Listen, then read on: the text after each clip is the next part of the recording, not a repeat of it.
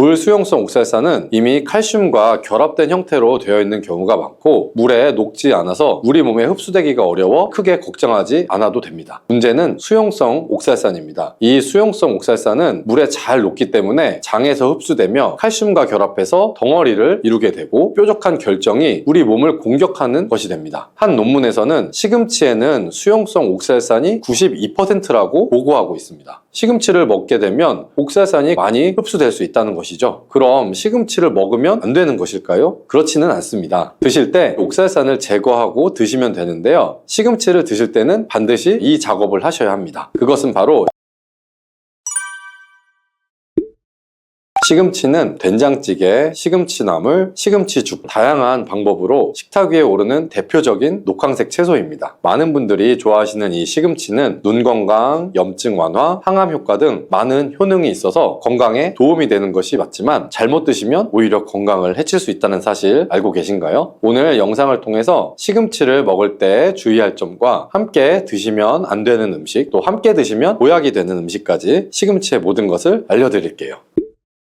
구해줘요 뽀빠이 많이 들어보셨죠? 미국에서 아이들에게 시금치를 많이 먹게 하기 위해서 뽀빠이 만화까지 만들었는데요. 시금치는 채소 중에서도 철분의 함량이 아주 높고 카로틴의 함량도 높은 편입니다. 이 카로틴은 면역력을 높이는데 아주 효과적인 성분으로 알려져 있습니다. 시금치에는 많은 영양소가 있어서 여러 효능이 있지만 단 한 가지 단점이 있는데요. 바로 옥살산이라는 성분이 많다는 것입니다. 옥살산은 우리 몸에 독이 될 수가 있는 성분입니다. 옥살산은 다른 말로 수산이라고도 합니다. 이 옥살산은 장내의 점막을 통해서 흡수가 되는데 칼슘과 만나면 옥살산 칼슘이라고 하는 것이 만들어집니다. 이 옥살산 칼슘은 일정한 조건이 되면 결정을 만들게 되는데요. 이 결정은 뾰족뾰족한 형태의 알갱이가 되는데 조직을 손상시키기도 하고 신장 내에 박히게 되면 신장을 망가뜨리기도 합니다. 작은 크기의 옥살산 칼슘은 소변으로 배출되기도 하는데요. 소변 내에 옥살산 칼슘의 농도가 올라가게 되면 이 결정들이 달라붙어서 점점 커지게 됩니다. 이렇게 커진 덩어리들이 신장에서 발견이 되면 신장 결석이 되고요. 요로에서 발견이 되면 요로 결석이 됩니다. 시금치에 함유된 옥살산은 물에 녹는 수용성 옥살산과 물에 녹지 않는 불수용성 옥살산 두 가지가 있습니다. 불수용성 옥살산은 이미 칼슘과 결합된 형태로 되어 있는 경우가 많고 물에 녹지 않아서 우리 몸에 흡수되기가 어려워 크게 걱정하지 않아도 됩니다. 문제는 수용성 옥살산입니다. 이 수용성 옥살산은 물에 잘 녹기 때문에 장에서 흡수되며 칼슘과 결합해서 덩어리를 이루게 되고 뾰족한 결정이 우리 몸을 공격하는 것이 됩니다. 한 논문에서는 시금치에는 수용성 옥살산이 92%라고 보고하고 있습니다. 시금치를 먹게 되면 옥살산이 많이 흡수될 수 있다는 것이죠. 그럼 시금치를 먹으면 안 되는 것일까요? 그렇지는 않습니다. 드실 때 옥살산을 제거하고 드시면 되는데요. 시금치를 드실 때는 반드시 이 작업을 하셔야 합니다. 그것은 바로 시금치를 끓는 물에 데치는 것이죠. 이렇게 하면 시금치의 옥살산이 끓는 물에 녹아 나오게 됩니다. 이 물은 채수로 사용하지 말고 반드시 버리셔야 하고요. 시금치 나물을 만들 때 시금치를 물에 데치는 과정을 반드시 하시잖아요. 이 과정은 시금치의 숨을 죽이는 것만이 목적이 아니라 옥살산을 제거하는 것을 목적으로 생각하셔야 합니다. 그러면 얼마 동안 끓는 물에 데쳐야 할까요? 보통은 너무 오래 데치게 되면 시금치가 흐물거리고 시금치에 비타민C가 파괴되어서 30초 정도로 잠깐 데치잖아요. 식감을 위해서는 이렇게 하는 것이 맞는 방법인데 옥살산을 제거를 하려면 시간이 더 필요합니다. 배화여자대학교 식품영양학과 연구팀에서 시금치 데치는 시간에 따른 성분 변화를 발표를 한 적이 있습니다. 데치기 전 시금치 100g당 옥살산 함량은 1075mg 정도인데 1분 정도 데치면 750mg 정도로 줄어든다고 합니다. 끓는 물에 데친다고 해도 시금치의 옥살산이 모두 제거되는 것은 아니라는 것이 확인된 것이죠. 더군다나 30초 정도만 끓는 물에 시금치를 데친다면 시금치에 함유된 옥살산의 함량은 아직 많이 남아있게 되는 것이죠. 그리고 시금치를 데칠 때 소금을 약간 넣고 데치잖아요. 소금을 넣으면 시금치의 색깔도 더욱 진해지고 맛도 좋아져서 소금을 첨가하게 되는데요. 당국대학교 식품영양학과에서는 시금치를 데칠 때 소금을 넣고 시험을 해봤습니다. 이 실험 결과에서는 소금을 넣지 않고 시금치를 데쳤을 때가 소금을 넣고 데쳤을 때보다 옥살산을 더욱 많이 제거할 수 있었다고 발표하였습니다. 데치는 목적이 옥살산을 제거하는 것이라면 소금을 넣지 않고 데치시는 것이 더 좋은 거죠. 만약 시금치를 5분 이상 끓는 물에 데친다면 흐물거리게 돼서 식감은 완전 엉망이 될 것입니다. 하지만 신장이 건강하지 않거나 결석으로 고생한 적이 있는 분들이라면 식감보다는 건강을 더 생각하셔야 할 것이고요. 물론 나이를 많이 드신 분들도 몸속에 장기 기능이 많이 노화되었기 때문에 더욱 주의하시는 것이 좋겠죠. 시금치의 옥살산이 칼슘과 만나서 덩어리를 이루면서 우리의 건강을 해친다고 했잖아요. 그래서 시금치와 궁합이 맞지 않는 음식이 있습니다. 칼슘이 많이 함유된 음식은 시금치와 함께 먹으면 오히려 독이 될 수가 있는 것이죠. 대표적인 음식이 바로 우유와 두부입니다. 농림수산식품교육문화정보원에서는 우유와 두부를 시금치와 함께 먹으면 몸에 결석이 생길 확률이 높아진다고 보고를 하고 있습니다. 요로결석, 신장결석에 걸리게 되면 그 통증이 아주 극심하기 때문에 특별히 더욱 주의하셔야 하는데요. 우유와 두부는 시금치와 함께 섭취하면 결석 외에도 또 다른 문제를 야기할 수가 있는데요. 시금치에 구연산과 결합하여 구연산 칼슘이 되는데 이 성분은 소화가 잘 되지 않기 때문에 장 건강에 해가 될 수가 있습니다. 그렇다면 어떤 음식이 시금치와 함께 먹으면 보약이 되는 것일까요?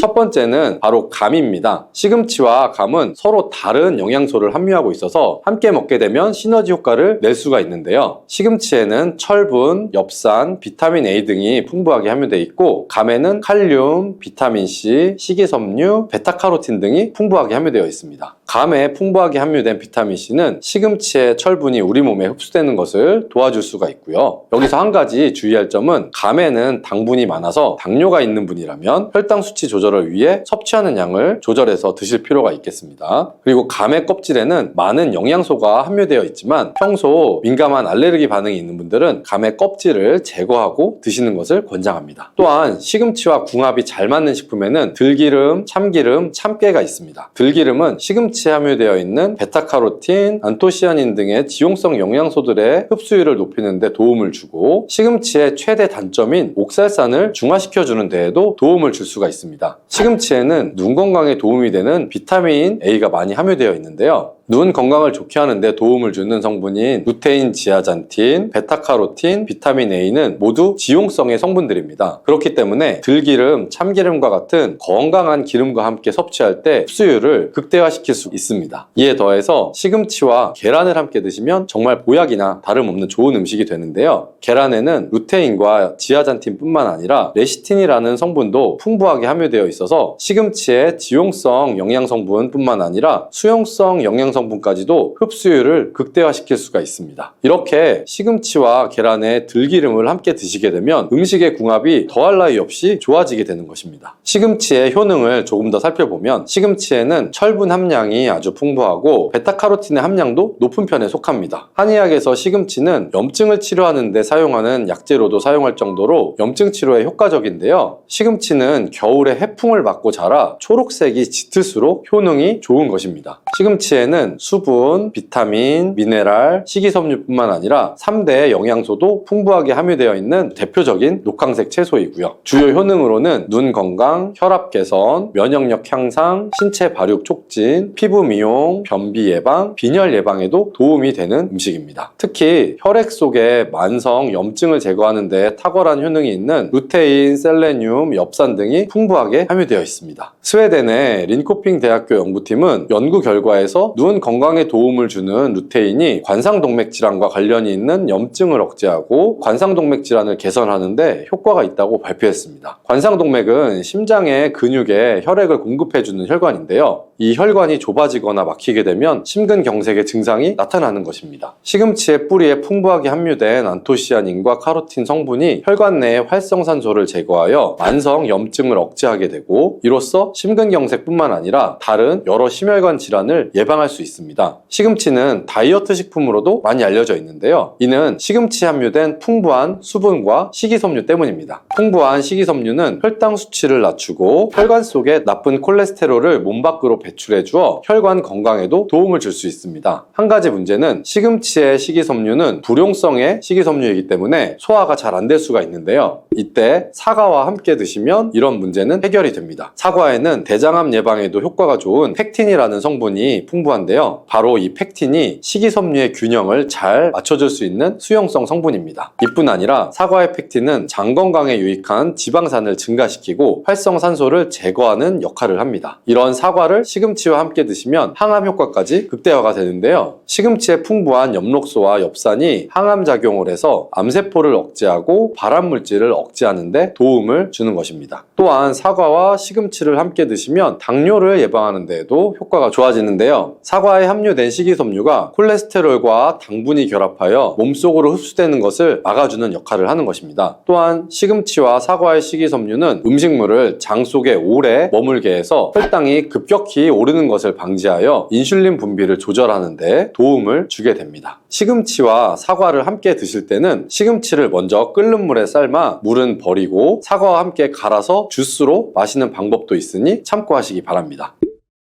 시금치를 드실 때 주의하실 분들이 있는데요. 바로 혈액을 묽게 하는 와파린 계열과 아스피린 등의 혈전 용해제를 드시는 분들입니다. 이런 약은 혈액을 묽게 해서 혈관 속에 뭉쳐있는 혈전을 녹이고 혈액순환을 원활하게 하는 역할을 하게 되는데요. 시금치와 함께 먹게 되면 시금치에 함유된 비타민 K가 반대 역할을 하게 됩니다. 비타민 K는 혈액을 응고하는 데 필요한 단백질을 합성해서 혈액 응고를 촉진시켜주는 역할을 하는데요. 혈전 용해제를 드시는 분은 시금치를 드실 때 2시간 정도의 시간 차이를 두고 드시는 것이 좋겠고요. 나이가 들수록 된장국을 좋아하게 되는데요. 된장국에 시금치들 넣어서 많이들 드시죠. 이때도 주의하셔야 하는 것이 있습니다. 시금치의 옥살산이 된장의 콩과 된장국에 넣는 두부에 함유된 칼슘이 만나서 옥살산 칼슘이 만들어지는 것이죠. 이것을 그냥 드시게 되면 신장 결석과 요로 결석의 원인이 될 수가 있습니다. 따라서 시금치 된장국을 조리하실 때는 반드시 시금치를 5분 이상 데쳐서 데친물은 버린 후에 시금치 된장국을 끓여 드시기를 바랍니다. 채소는 보통 생으로 드시는 것이 좋다고 알고 계시지만 다 그런 것은 아닙니다. 시금치는 반드시 익혀서 드시는 것이 좋고요. 샐러드에 시금치를 넣어서 드시기도 하는데 조금 드시는 것은 괜찮지만 자주 드시게 되면 문제가 될 수 있기 때문에 주의가 필요하겠고요. 그리고 요즘에는 피자에도 시금치를 올려서 많이 먹죠. 이때도 생으로 올리는 것보다는 데친 다음에 사용하시는 것이 좋습니다. 시금치를 드실 때 계란과 함께 드시면 좋다고 했잖아요. 계란말이를 할 때 삶은 시금치를 잘게 다진 후에 계란에 넣어서 함께 계란말이를 만들어서 드시는 것도 좋은 방법이 되겠습니다.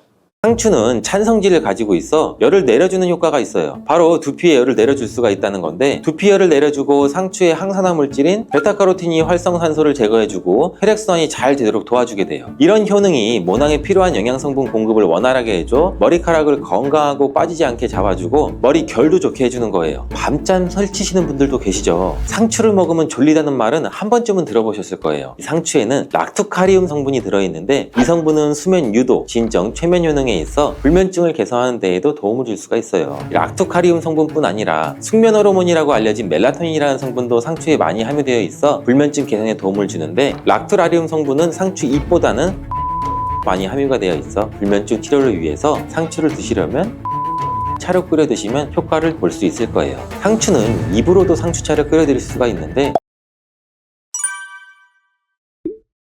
지금부터 말씀드리는 내용 중 하나라도 해당이 되는 분이라면 집중해주세요. 상추에는 이 비타민 A씨뿐만 아니라 엽산, 칼슘, 식이섬유 등의 다양한 영양소가 있어서 건강에 아주 좋은 식물이죠. 부작용이 거의 없는 채소라고 알고 있지만 먹는 방법에 따라서 오히려 건강을 해칠 수도 있다는 사실 알고 계신가요? 어떻게 먹고 무엇과 먹느냐에 따라서 상추의 효능은 완전히 달라질 수가 있는데, 지금부터 상추의 효능에는 어떤 것이 있고 먹을 때 주의할 점과 함께 드시면 보약이 되는 음식까지 상추에 대한 모든 걸 알려드릴게요.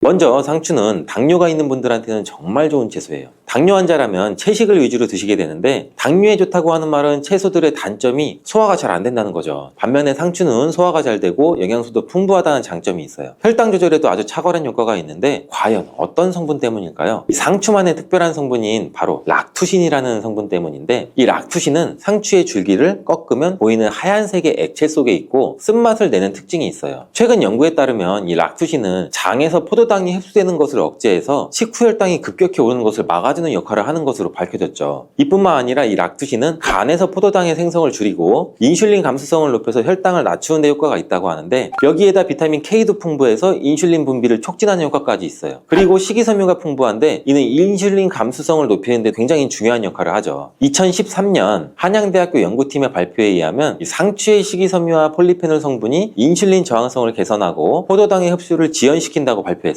상추는 또한 GI 지수가 23 정도, GL 지수가 100g당 0.5로 낮은데, 이 수치가 의미하는 것은 상추를 섭취했을 때 혈당 상승이 최소화되고 포만감은 길게 유지된다는 거예요. 그렇다면 상추와 함께 먹으면 당뇨 관리에 더욱 효과적인 음식에는 어떤 게 있을까요?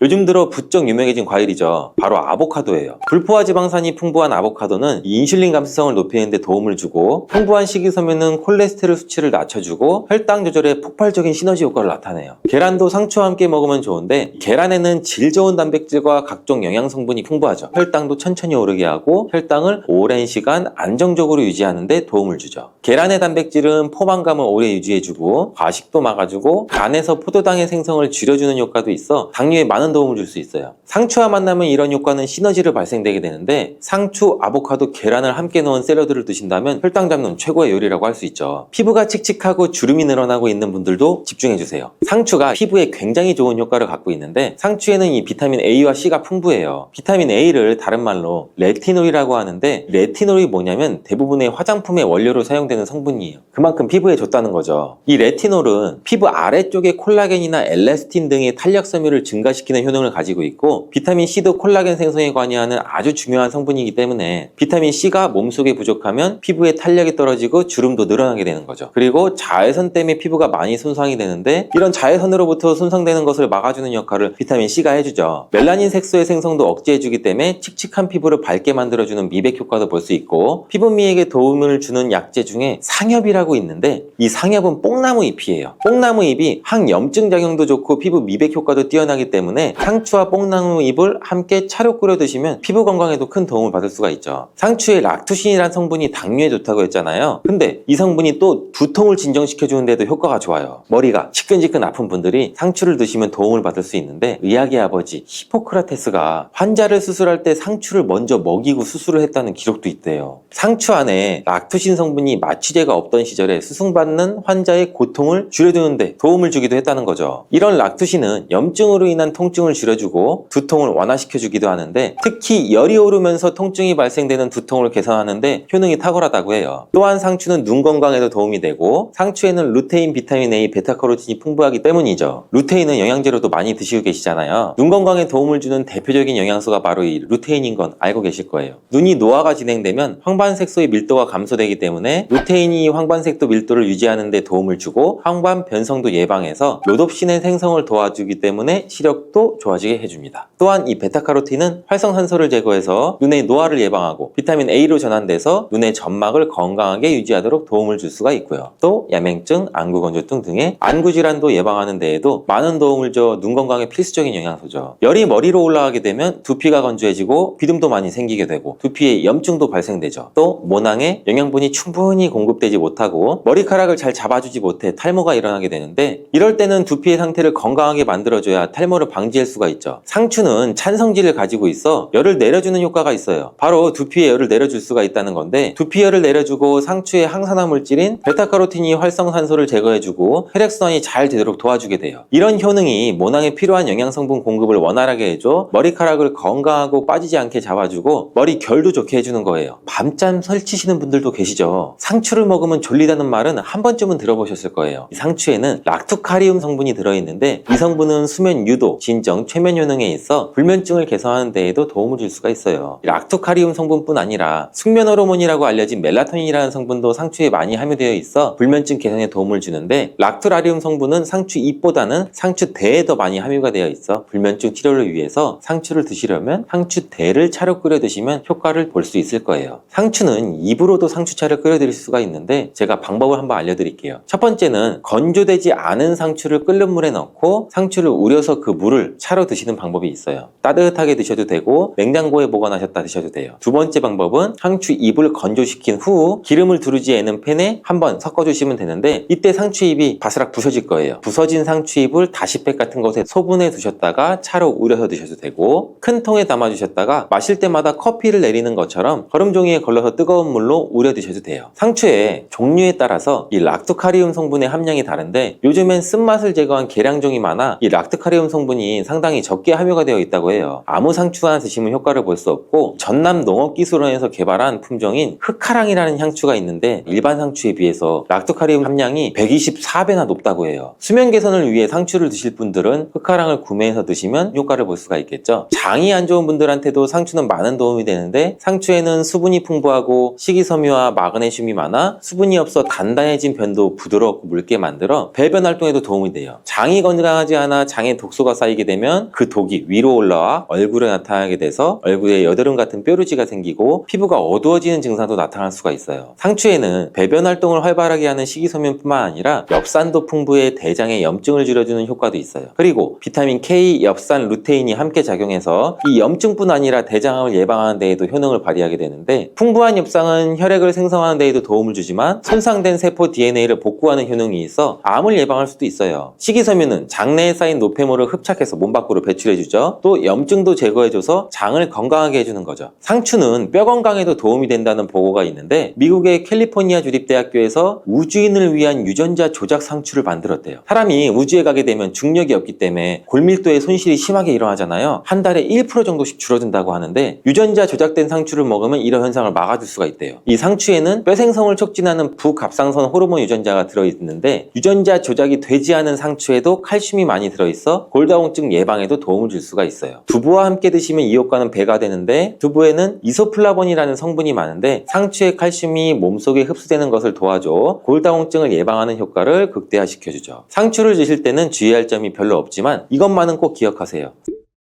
상추는 차가운 성질을 갖고 있다고 하는데 몸이 찬 사람이나 위장이 약하신 분들이 상추를 너무 많이 드시면 오히려 소화불량이나 설사나 복통 증상 등을 일으킬 수가 있어요. 이런 분들은 상추를 조금만 먹거나 익혀 드시는 게 좋아요. 또 갑상선이 약하신 분들도 주의하셔야 되는데 상추에는 갑상선 호르몬 생성을 방해하는 성분이 있어 갑상선 기능에 영향을 줄 수가 있죠. 그리고 상추를 보통 쌈을 싸 먹을 때 많이 드시잖아요. 그때 쌈장을 많이 드시게 되는데 상추가 문제가 아니라 이 쌈장이 문제죠. 쌈장은 다량의 소금과 설탕이 들어가게 되는데 특히 소금의 양이 문제가 되죠. 농촌진흥청의 자료에 따르면 보통 쌈장 100g당 평균 나트륨의 함량이 약 2310mg 들어있다고 해요. 국제보건기구에서는 하루 나트륨 권장 섭취량을 2000ml 이하로 먹으라는데 쌈장 한 수저 드시면 1일 나트륨 섭취량의 약 45%나 먹게 되는 거죠. 우리나라 음식 특성상 소금이 들어간 음식이 많잖아요. 김치나 다른 반찬을 먹게 되면 나트륨 권장 섭취량을 금방 넘게 되죠. 이렇게 과도하게 나트륨을 먹게 되면 고혈압, 심혈관 질환 등의 위험을 높이게 되죠. 혈관에 많으면 뇌졸중의 발병률도 높아지고 혈관에 악영향을 미치게 되니 쌈을 싸 드실 때는 최소한으로 줄이시는 게 좋겠죠.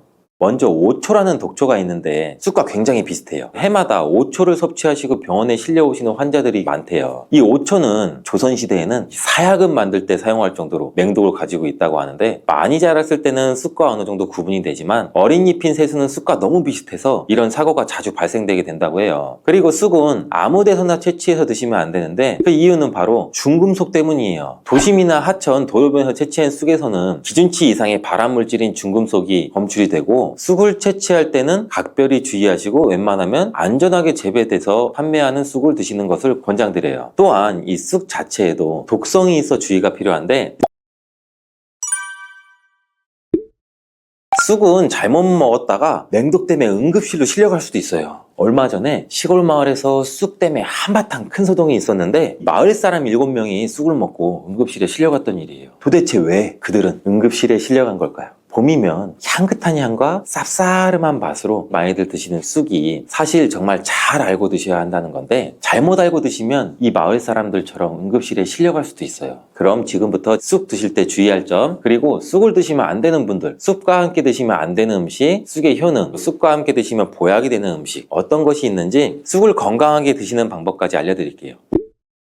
우리나라에 자라는 쑥의 종류가 40종이 넘고 쑥과 비슷하게 생긴 독초도 있어서 채취할 때 주의해야 되는데, 먼저 오초라는 독초가 있는데 쑥과 굉장히 비슷해요. 해마다 오초를 섭취하시고 병원에 실려오시는 환자들이 많대요. 이 오초는 조선시대에는 사약을 만들 때 사용할 정도로 맹독을 가지고 있다고 하는데, 많이 자랐을 때는 쑥과 어느 정도 구분이 되지만 어린 잎인 새순은 쑥과 너무 비슷해서 이런 사고가 자주 발생되게 된다고 해요. 그리고 쑥은 아무 데서나 채취해서 드시면 안 되는데, 그 이유는 바로 중금속 때문이에요. 도심이나 하천, 도로변에서 채취한 쑥에서는 기준치 이상의 발암물질인 중금속이 검출이 되고, 쑥을 채취할 때는 각별히 주의하시고 웬만하면 안전하게 재배돼서 판매하는 쑥을 드시는 것을 권장드려요. 또한 이 쑥 자체에도 독성이 있어 주의가 필요한데, 소화기관이 약한 사람이 과다하게 섭취할 경우에 복통이나 설사, 문제가 발생할 수 있어요. 임산부가 쑥을 드시면 자궁 수축을 유발해서 조산이나 유산의 위험성도 증가시킬 수가 있고, 쑥의 독성은 봄에 채취할 때보다 여름에 채취한 쑥에서 강하게 나타나게 돼요. 쑥의 독성으로 인해서 알러지를 일으킬 수 있는데, 재채기나 콧물, 눈물이 많이 날 수가 있고, 두드러기나 복통의 증상도 나타날 수가 있겠죠. 심하면은 호흡곤란도 생길 수가 있겠고, 평소에 복숭아, 사과, 해바라기, 국화과 식물로 인해서 알레르기 반응이 있으신 분들은 특별히 주의하시는 걸 당부드려요. 몸에 열이 많은 분들도 쑥을 함부로 드시면 안 돼요. 쑥이 몸에 좋다고 해서 계피나 대추 또는 약재 같은 걸 넣어서 차로 끓여 드시기도 하고, 물 대신 드시거나 쑥즙을 내어 드시는 분들도 많으신데, 평소에 몸에 열이 많은 분들은 이렇게 드시면 안 돼요. 한의학 쪽에서는 생쑥은 따뜻하고 익힌 쑥은 뜨겁고 매운 성질을 갖고 있는 식물이라고 해요. 몸에 열이 많은 분들이 쑥을 저렇게 드시면 몸에 지나치게 많은 열이 발생해 오히려 부작용이 발생할 수가 있는데, 게다가 열은 특히 가슴과 머리 쪽으로 올라가게 돼요. 이 열로 인해 혈압도 올라갈 수가 있겠고 심장질환의 원인이 될 수도 있겠죠. 이런 쑥을 드실 때는 함께 먹는 음식도 중요한데, 절대로 함께 드시면 안 되는 음식은 우유예요. 요새 쑥을 이용해 케이크도 만들고 음료로 쑥 라떼 같은 것도 인기가 높은데, 쑥의 효능이 우유와 함께 먹으면 전부 사라지게 돼요. 우유의 카제인 단백질이 쑥에 있는 폴리페놀과 결합해서 몸에 흡수되지 않고 배출되도록 만들어요. 그래서 아무리 좋은 쑥도 우유와 함께 드시면 크게 소용이 없다니 굉장히 아쉽죠. 이때 한 가지 방법이 있어요. 우유 대신에 아몬드유나 오트밀 같은 대체우를 사용하시면 이런 문제는 바로 해결이 가능하죠. 그렇다면 쑥은 이렇게 주의할 점만 있을까요? 당연히 쑥에는 우리 몸에 좋은 효능들이 굉장히 많은데, 쑥의 효능 4가지를 바로 알려드릴게요. 첫 번째, 쑥의 효능은 염증 제거에 탁월한 효능을 발휘해요. 쑥은 예로부터 약초로 많이 사용돼서 왔고, 현대 한의학에서도 쑥은 약재로 많이 사용되고 있죠. 특히 쑥은 민간요법으로 상처에 붙여 감염을 방지하거나 우리 혈관 내의 염증을 제거하는 데도 사용되고, 이러한 쑥의 사용법은 과학적으로도 올바른 방법으로 또 인정을 받고 있어요. 이러한 항염증 효능은 쑥에 함유된 타닌 성분 때문인데, 타닌은 몸속에 유해물질을 배출하는 데 도움을 주고 쑥 특유의 떫은 맛을 내는 역할도 해요. 항염, 항알러지 작용으로 아토피와 같은 알러지 체질을 개선하는 데도 도움을 줄 수가 있고, 우리 혈액 정화 작용을 해주는 클로로필 성분이 풍부해서 혈관 내에 나쁜 콜레스테롤을 흡착해서 배출해줘서 혈액순환도 원활하게 해주죠. 이뿐 아니라 클로로필은 혈액 내에 해로운 병균을 제거해주는 백혈구의 수를 늘려 염증을 억제하는 데 탁월한 효능을 발휘해줘요. 두 번째 쑥의 효능은 당뇨 개선에도 탁월하죠. 쑥에는 이눌린이라는 수용성 식이섬유가 풍부한데, 이 성분은 장에서 포도당의 흡수를 느리게 만들고 식후에 혈당이 급격히 오르는 것을 예방해주죠. 건강한 성인을 대상으로 한 최근의 연구에서는 이들이 쑥 추출물을 먹고 난 후에 식후 혈당이 눈에 띄게 낮아진 결과를 확인할 수 있었대요. 그리고 클로로겐산이라는 성분이 많아서 간에서는 포도당의 합성을 억제하고 근육에서는 포도당의 이용을 촉진을 해서 혈당 조절에 큰 역할을 해준다고 해요. 실제 연구에서도 클로로겐산은 공복 혈당과 당화혈 색소가 크게 낮아지고 인슐린 감수성이 높아진 사실도 밝혀졌어요. 근데 이 2가지 성분보다 훨씬 더 중요한 성분이 있는데, 그건 바로 시네올이라는 성분이에요. 이 시네올이 혈당 조절에 결정적인 역할을 하는데, 췌장의 베타서포를 자극해서 인슐린 분비를 촉진시켜주고 말초 조직에서는 인슐린의 감수성을 높이는 역할을 해요. 시네올 말고도 쑥에는 이눌린, 클로로겐산, 폴리페놀 등 여러 생리활성 물질들이 복합적으로 작용해서 당뇨를 개선하는 효과를 나타내는 거예요. 세 번째 쑥의 효능은 몸을 따뜻하게 해주는 역할을 하죠. 당뇨 개선에도 도움을 주는 시네올은 특유의 향을 향을 내며 몸을 따뜻하게 해주는 효과가 있어요. 시네올은 혈액순환을 촉진하고 면역력을 강화하는 데도 도움을 주고 특히 이 손발이 찬 수족 냉증을 개선하는 데도 효과적이죠. 신진대사를 원활하게 해줘서 생리통, 생리불순 등 여성질환을 완화시키는 데도 큰 역할을 해주죠. 쑥의 따뜻한 성질이 혈액순환을 촉진하고 자궁의 기능도 강화해주기 때문이에요. 네 번째 쑥의 효능은 장을 건강하게 해서 변비를 예방하고 소화불량을 해결하는 데 도움을 줄 수 있는 거죠. 이 쑥에는 시금치보다 무려 3배나 많은 식이섬유를 갖고 있어서 장운동을 촉진시키고 변비나 숙변 제거에도 탁월해요. 또한 시네올은 위장점막의 염증도 완화하고 위장 내 유해균을 제거해서 소화장애도 예방하는 데 도움을 주죠. 그리고 쑥에 함유된 비타민 A는 우리 장에 있는 점막도 보호해주고 장 건강을 유지하는 데 도움을 줘서 항산화 작용이 뛰어난 비타민 C도 장내 유해균을 제거해주고 장내 환경도 건강하게 해줄 수가 있죠. 평소 소화가 잘 되지 않는 분은 쑥을 섭취하셔서 답답하고 더부룩한 증상을 해결하면 정말 좋겠죠. 근데 쑥을 드실 때 쑥만 드시는 게 아니잖아요. 다른 음식들과 같이 드시는데 쑥도 궁합이 맞는 음식이 따로 있다는 거 제가 지금 알려드릴게요.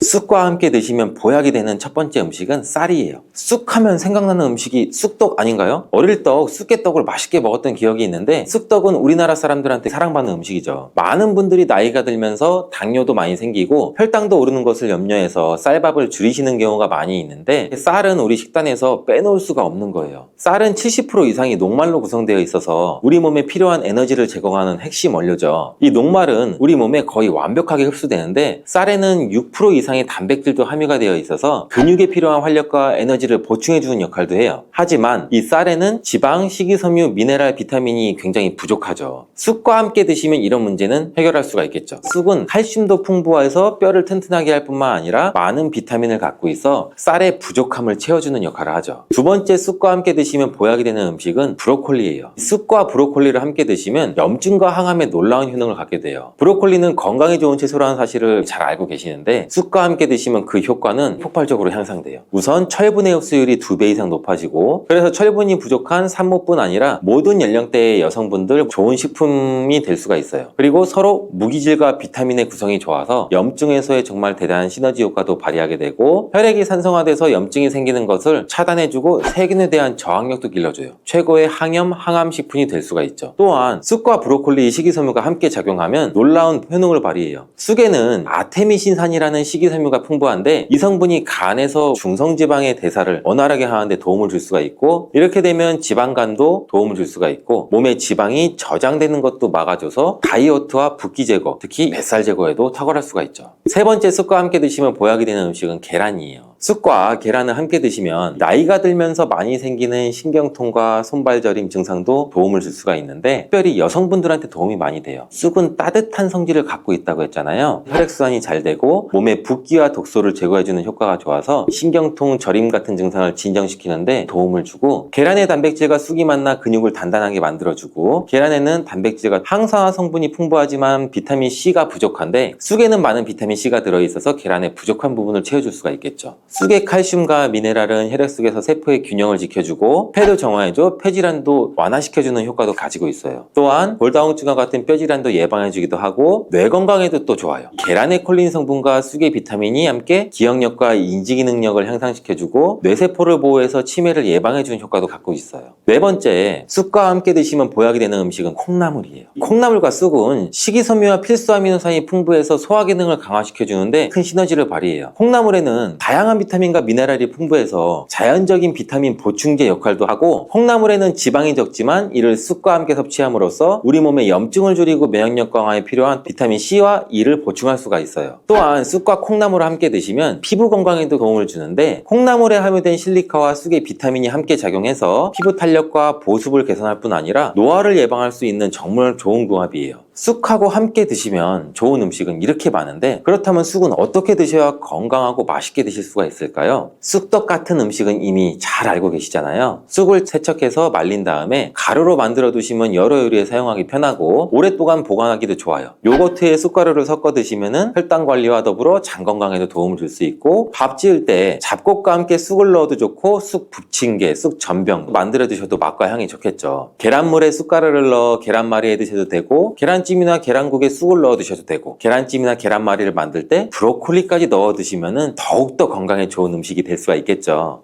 애호박은 칼륨이 풍부한 식품인데요. 칼륨은 고혈압을 예방하고 혈압을 낮추는데 도움을 주는 영양소입니다. 그러나 고혈압약을 복용 중인 분들은 애호박을 과도하게 섭취할 경우 약물과 상호작용을 일으킬 수 있으니 주의해야 하는 거 꼭 잊지 마시고요. 고혈압약과 함께 칼륨을 과도하게 섭취하면 혈압이 많이 낮아지거나 다른 부작용이 생길 수가 있기 때문에 혈압약을 복용 중인 분들은 애호박 섭취량을 적당히 조절하시는 것이 좋습니다. 또한 항응고제와 상호작용할 가능성이 있어서 항응고제를 복용 중인 사람은 의사와 상담이 필요하답니다. 길쭉하고 동글동글한 애호박, 살짝 달콤하면서도 고소한 맛이 일품인데요. 국에도 넣고 볶음으로도 또 나물로도 먹고 한국인의 밥상에서 빠지면 섭한 우리나라 사람들이 사랑하는 채소인 애호박이죠. 애호박은 부드럽고 소화가 잘 되는 식품으로 다양한 방식으로 요리에 활용이 되고 있습니다. 저는 특히 명절에 부쳐 먹는 애호박전을 제일 좋아하는데요. 맛있는 애호박, 특히 노년층과 중년층에게 매우 유익한 식품이고 많은 건강 이점을 가지고 있는 채소라는 거 알고 계셨나요? 모르셨다면 주목해 주시기 바랍니다. 애호박의 모든 것 바로 알려드릴게요. 애호박의 효능 첫 번째는 바로 피부 미용 효과입니다. 애호박은 피부 미용에 뛰어난 효능을 가진 채소로 알려져 있는데요. 그 이유는 애호박에 풍부한 비타민 C와 A가 피부 건강에 도움을 주기 때문입니다. 비타민 C는 콜라겐 생성에 중요한 역할을 하면서 동시에 피부 탄력과 재생에 도움을 줍니다. 또 항산화 작용을 통해서 피부를 보호하고 노화를 예방할 수 있답니다. 애호박은 비타민 A의 전구체인 베타카로틴을 함유하고 있는데요. 비타민 A는 피부 세포의 재생을 촉진하고 피부 건강을 유지하는 데 도움을 줍니다. 이렇게 피부에 좋은 성분들이 풍부한 애호박을 꾸준히 섭취하면 피부 탄력이 개선되고 노화 방지에도 효과적이겠죠. 또한 애호박에 함유된 수분량이 높아서 피부를 촉촉하게 유지하는 데 도움이 되는데요. 피부가 건조하고 푸석해지기 쉬운 중년 이후에는 수분 보충이 아주 중요한데 애호박을 먹음으로써 자연스럽게 피부에 수분을 공급할 수 있습니다. 피부를 촉촉하고 탄력 있게 유지하려면 애호박이 중요한 역할을 해주니 피부 생각하시면 애호박 꼭 드셔야겠죠. 애호박의 놀라운 효능 두 번째는 체중 관리 효과입니다. 애호박은 저칼로리 음식으로 다이어트에 큰 도움이 되는 식품이라는 거 아셨을까요? 애호박은 100g당 약 14칼로리 정도밖에 되지 않아서 다이어트 중에도 아주 부담 없이 드실 수 있는데요. 뿐만 아니라 애호박에 들어있는 식이섬유는 포만감을 오래 유지시켜주기 때문에 식사를 자주 하거나 간식을 찾는 습관이 있으시다면 애호박 드시는 걸로 그 습관을 대체하면 체중을 줄이는 데 도움이 될 수가 있는 거죠. 또한 애호박은 지방 축적을 억제하는 데도 효과가 있는데요. 이는 애호박에 들어있는 비타민과 미네랄들이 체내에서 지방의 축적을 방지하고 신진대사를 촉진시키기 때문입니다. 체중 관리가 걱정이셨던 중년과 노년층에게 애호박은 좋은 선택이 될 수 있겠죠. 애호박의 효능 세 번째는 바로 혈당 조절입니다. 애호박은 혈당을 조절하는 데 도움을 주는데요. 혹시 혈당 부하라고 들어보신 분 있으실까요? 혈당 부하는 탄수화물의 일부분이 혈당을 얼마나 빠르게 상승시키는지를 나타내는 지표인데요. 낮은 혈당 부하를 가진 식품은 혈당 조절에 도움이 될 수가 있습니다. 이 애호박이 혈당 부하가 낮은 대표적인 식품으로 알려져 있어서 혈당 조절에 도움을 줄 수 있는 것이죠. 또한 애호박에 포함된 마그네슘과 식이섬유가 혈당 조절에 중요한 역할을 하는데요. 마그네슘은 인슐린의 작용을 도와주게 되며 식이섬유는 혈당이 급격하게 상승하는 것을 막아줍니다. 애호박은 또 섬유질이 많아 소화가 느리고 혈당 상승을 천천히 일으켜서 안정적인 혈당을 유지할 수 있도록 돕는 채소인데요. 이러한 특성 덕분에 당뇨병을 예방하거나 관리하는 데 유용합니다. 특히 중년과 노년층에서는 당뇨병의 위험이 높아지는데 애호박을 자주 섭취하면 혈당 관리에 큰 도움이 될 수 있겠죠. 네 번째 애호박의 놀라운 효능은 바로 노화 방지입니다. 애호박이 노화를 방지한다니 참 놀랍지 않나요? 애호박은 노화 방지에도 매우 중요한 역할을 하는데요. 애호박에는 몰리브덴이라는 영양소를 함유하고 있습니다. 이 몰리브덴은 인체에서 항산화 작용을 돕는데 중요한 역할을 해주며 뼈 건강 유지에도 도움을 주는 영양소입니다. 그뿐만 아니라 다양한 생리적 기능을 수행하는 데 도움을 준답니다. 그리고 애호박에는 다양한 항산화 성분이 포함되어 있는데요. 비타민 C와 비타민 E, 베타카로틴 등의 항산화 물질이 풍부하게 들어있습니다. 이 항산화 물질들이 프리라디칼로부터 세포를 보호해서 노화를 막아주는데 애호박에 포함된 항산화 성분들이 활성산소를 제거해주고 세포의 노화를 늦춰 피부나 조직의 건강을 지켜줄 수가 있습니다. 활성산소는 노화를 촉진하고 세포를 손상시키는 주범인데요. 애호박에 함유되어 있는 항산화 성분들이 이를 제거하기도 하고, 또 애호박에 들어있는 비타민 E와 비타민 C는 피부를 보호하고 염증을 완화하는 데도 도움을 주니 나이가 들수록 피부와 신체의 노화를 예방하는 것이 중요하기 때문에 꼭 애호박을 꾸준히 섭취해서 노화를 방지해 보세요. 애호박의 효능 5번째는 해독작용입니다. 애호박이 해독작용까지 한다니 모르셨을 분들 많을 텐데요. 왜 애호박이 해독에 좋은 채소인지 알려드릴게요. 애호박은 체내 해독작용을 촉진하는 데 도움이 되는 채소인데요. 애호박에 함유된 칼륨과 식이섬유는 체내에 불필요한 물질을 배출하는 데 도움을 줍니다. 특히 칼륨은 체내에 나트륨을 배출하는 역할을 하여 부종을 줄이고 신체의 균형을 맞추는 데에도 도움을 주죠. 위에서 얘기해드렸던 애호박에 들어있는 몰리브덴이라는 성분은 호박 종류인 단호박, 늙은 호박, 애호박 중에서 애호박에 가장 풍부하게 함유되어 있는데요. 이 성분은 노화 방지뿐만 아니라 죽은 세포를 배출하고 염증을 억제하며 독성 반응을 억제하는 데도 도움을 주는 성분입니다. 또 애호박에 포함된 다양한 비타민과 미네랄들은 간 기능을 돕고 몸속의 독소를 제거해 주는데 중요한 역할을 합니다. 중년 이후에는 몸에서 노폐물과 독소가 쌓이기가 쉬운데 애호박을 섭취함으로써 해독작용을 촉진하고 몸을 건강하게 유지하는 데 큰 도움을 줄 수가 있는 거죠. 애호박을 꾸준히 섭취하면 신진대사를 활성화시키고 체내에 불필요한 물질들을 배출하는 데 도움이 될 수 있으니 몸속에 해독을 원하시는 분들은 이제부터라도 꼭 애호박 챙겨 드셔야겠죠. 한 가지 주의할 점은 몰리브덴이라는 성분은 열에 약하기 때문에 애호박을 드실 때는 빠른 시간에 살짝 볶아서 드시는 것이 좋습니다. 잊지 마시고요. 애호박은 건강에 좋은 효능이 많지만 다른 음식과 함께 섭취할 때 영양이 배가 되고 효능에 궁합이 더욱 좋을 수가 있는데요. 어떤 음식들이 애호박과 영양 성분의 궁합이 좋은지 바로 알려드릴게요.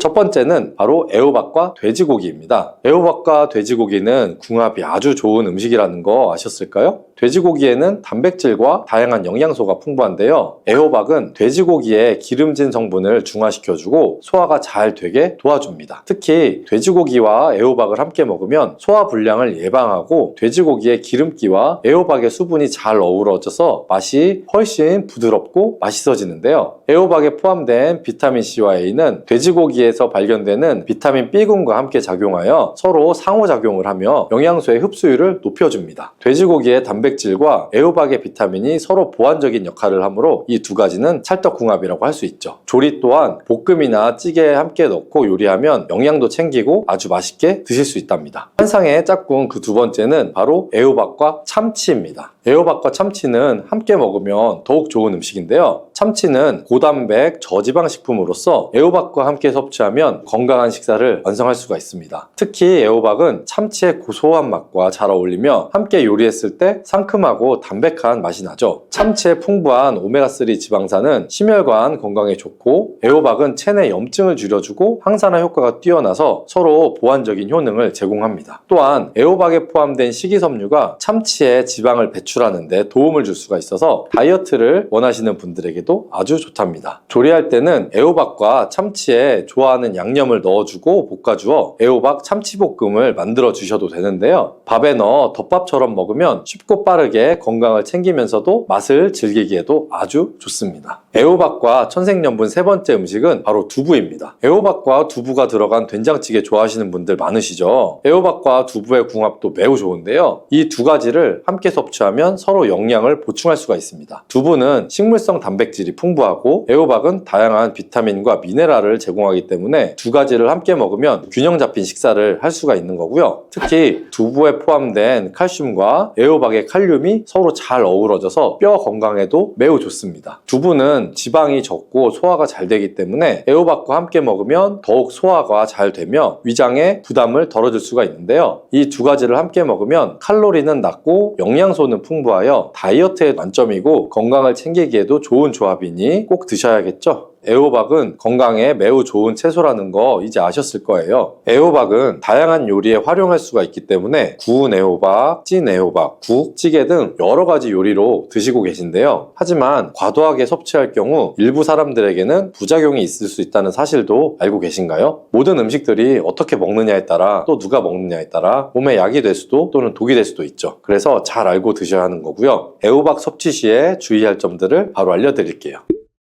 애호박 섭취 시 주의할 점 첫 번째는 바로 과도한 섭취로 인한 소화불량 유발입니다. 애호박은 수분 함량이 높고 섬유질이 풍부한 채소인데요. 애호박은 대체로 안전한 식품이지만 과도하게 섭취하면 소화불량이나 배탈이 날 수 있다는 거 아셨나요? 특히 애호박을 많이 먹을 경우에는 장에서 가스를 발생시키거나 배가 불편해지는 경우가 있을 수가 있는데요. 이 때문에 애호박은 적당히 섭취하시는 것이 좋습니다. 소화가 약한 분들이나 위장이 예민한 분들은 애호박을 너무 많이 먹지 않도록 주의해야 하는데요. 하루 한두 개 정도로 섭취하면 좋고 과도한 섭취는 피하는 것이 안전하겠죠? 애호박 드실 때 주의하실 것 두 번째는 약과의 상호작용입니다. 애호박은 칼륨이 풍부한 식품인데요. 칼륨은 고혈압을 예방하고 혈압을 낮추는데 도움을 주는 영양소입니다. 그러나 고혈압약을 복용 중인 분들은 애호박을 과도하게 섭취할 경우 약물과 상호작용을 일으킬 수 있으니 주의해야 하는 거 꼭 잊지 마시고요. 고혈압약과 함께 칼륨을 과도하게 섭취하면 혈압이 많이 낮아지거나 다른 부작용이 생길 수가 있기 때문에 혈압약을 복용 중인 분들은 애호박 섭취량을 적당히 조절하시는 것이 좋습니다. 또한 항응고제와 상호작용할 가능성이 있어서 항응고제를 복용 중인 사람은 의사와 상담이 필요하답니다. 혹시 식자재 마트에서 주키니 호박이라고 보신 적 있으실까요? 저는 마트에 애호박을 사러 갔다가 주키니 호박이라는 게 있길래 새로 개발한 품종인가 궁금했는데요. 인터넷에서 애호박을 구매하려고 검색해보면 주키니라는 애호박을 쉽게 볼 수 있기도 하고요. 이 둘의 차이를 아는 분이 계실까요? 그냥 색깔이 조금 짙은 서양 애호박이라고 생각하셨던 분들은 주목해주세요. 그냥 모양새만 다른 게 아니라 식감, 영양도 다르다고 하는데요. 그 둘의 차이점을 바로 알려드릴게요.